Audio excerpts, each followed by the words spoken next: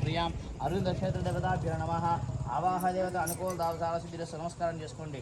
సుప్రీత సుప్రసన్న వరదా భవంతు భవోద్ధవాయై నమో నమః. అమ్మాయి చూపుడు పేరు పట్టుకో, ఇలా చూపించు. నక్షత్ర దేవత అనుకూల దావసాల సిద్ధిరస్సు సుప్రీత సుప్రసన్న వరదా భవంతు భవోద్ధవాయై నమో నమః.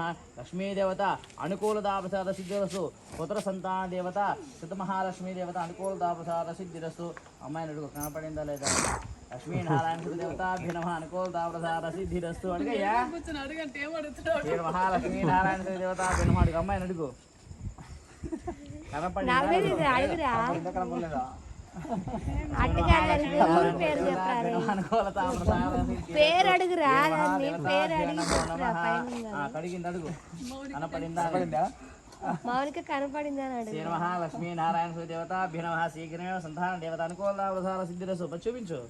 కనపడిన 3 సార్లు అడగాలి. లక్ష్మీనారాయణ దేవతాభ్యో సంతాన దేవత అనుకూల దావసాల సిద్ధిరస్సు సుప్రీత సుప్రసన్న వరదా భవంతు. అడుగు, కనపడిందా అని? కనపడిందా? లక్ష్మీనారాయణ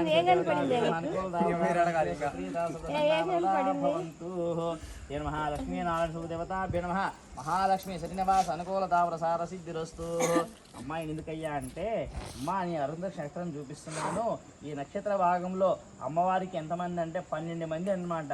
అంటే 12 మంది పిల్లలు కనిపెట్టిన స్వామి అని చెప్పేసి సదరగా అని చెప్పేసి నక్షత్రానికి నమస్కారం చేసుకుంటాం అన్నమాట. అమ్మాయి ఎన్నిసార్లు అడిగితే అన్నిసార్లు ఓకే అంటేనే ఒప్పుకోనట్టే. లేకపోతే అమ్మాయి ఒప్పుకోలేదు అనుకో, ఎంతసేపు అట్లా నిలబడిపోతావు. అందుకని చెప్పేసి అమ్మాయిని అడగాలన్నమాట 3 సార్లు. ఇలా ఎంతసేపు ఒప్పుకున్నావా అని చెప్పేసి అంటే ఒప్పుకున్నానని చెప్పేసి అమ్మాయి అంటుంది. అర్థమైందా? అది నక్షత్ర దేవతాభ్యో నమః. అనుకూల నమస్కారం చేసుకోండి. అరుంధ నక్షత్ర దేవతాభ్యో నమః శీఘ్రమేవ సంతాన దేవత వధూర దేవత అనుకూల దావసాల సిద్ధిరస్తు సుప్రీత సుప్రసన్న వరదా భవంతు. అమ్మ ఒకసారి అమ్మా. మహాలక్ష్మీ దేవత శ్రీనివాస అనుకూల దావసాల సిద్ధిరస్తు సుప్రీత సుప్రసన్న వరదా భవంతు. అది చేసేయండి అమ్మా. అయ్యా మీరు ఫోటోలు తీసుకొని వచ్చేసేయండి.